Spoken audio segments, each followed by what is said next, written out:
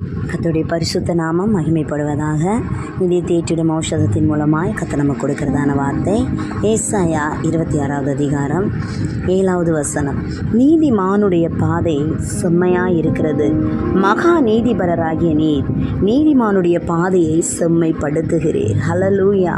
இயேசு கிறிஸ்துவை தன்னுடைய வாழ்க்கையில் சொந்த ரட்சகராக ஏற்றுக்கொண்டு தன்னுடைய பாவங்களை தேவனிடத்தில் மன்னிக்கும்படி அறிக்கையிட்டு நீதியும் நேர்மையுமாய் வாழும்படி தன்னுடைய வாழ்க்கையை அர்ப்பணித்து இருக்கிறோடைய வாழ்க்கையை இயேசுவே பொறுப்பெடுத்துக் கொள்வார். ஹல்லேலூயா.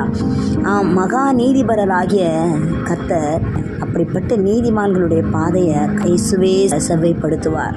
இந்த நாளில் அந்த வார்த்தையை கேட்குற தேவ பிள்ளைகளை, நம்முடைய வாழ்க்கையை நாம் கர்த்தரிடத்தில் நீதியும் நேர்மையுமாய் வாழும்படி நம்ம ஒப்பு கொடுக்கும் பொழுது நிச்சயமாய் நம்முடைய வாழ்க்கையை கர்த்தரே சரிப்படுத்துவார், சரியான பாதையில் நம்மை நடத்துவார். இந்த வார்த்தையின்படி கர்த்தர் நம்மை ஆசீர்வதிப்பார். God bless you all.